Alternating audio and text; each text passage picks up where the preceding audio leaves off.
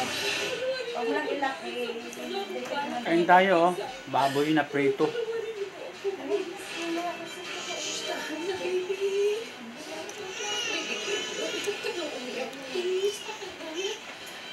Sino pang nakausap ng dalawang Mrs. Platos? Si mama po. Tumawag po sa kanya si ate. Sarap, oh. Ayoko ng taba. Gusto ko, laman lang. Yan ang laman.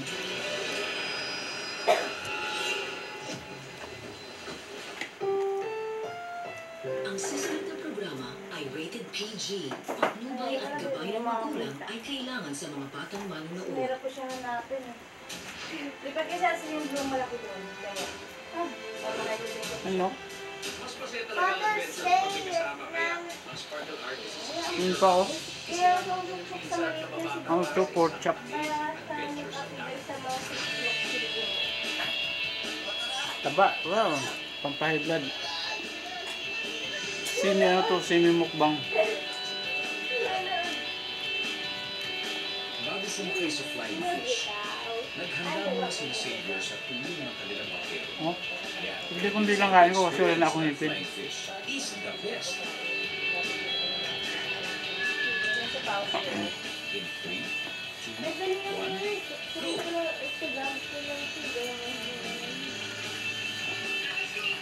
Pag nag-upload ako ng video sa Facebook page, wala nang edit-edit, diretso na. Di pa naman na-monetize eh.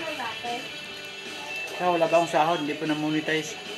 Kaya, pag monetize na, ako ayusin yung video. Kaya nagpapadami muna ako ng followers at saka viewers.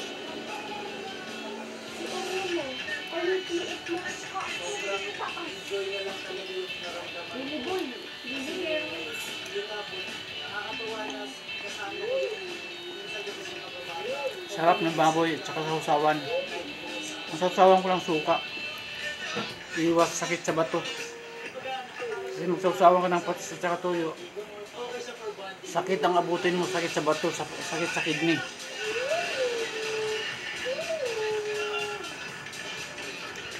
Lahat naman masaya. Lahat ng moments namin yung nakikita. Cellphone lang gamit ko. Yan, yung surroundings habang natin. Wala pa naman akong camera na pambili.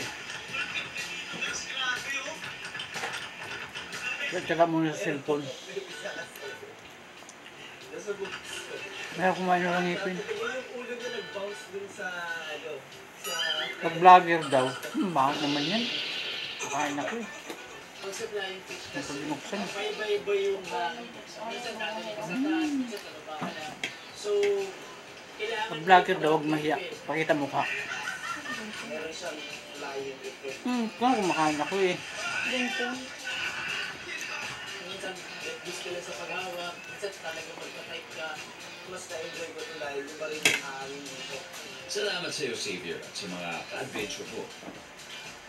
Naipakita nyo na mas masaya talaga ang great outdoors with Mother Nature. Pag Kumain na lang ipin.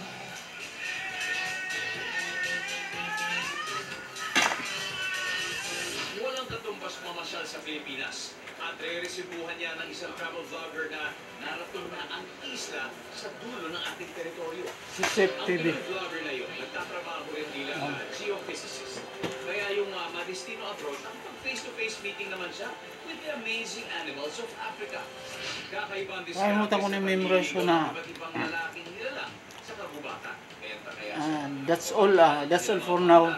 ang kasagutan na sa nature See you. series na And then see you to the next video ba yun?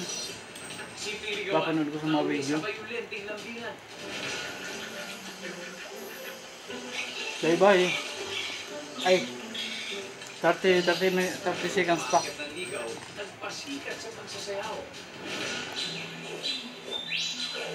Bye bye for now. Thanks all. Sabi ng iba. See you for the next video. Sarap. Pagpakahaba-haba man ang ligawan, nauwi pa rin sa hiwalayan. Kung maubos, busog na ako. Mamaya na, ano ko. Ang lalaking wolf nang gigigil nang makita ang babae,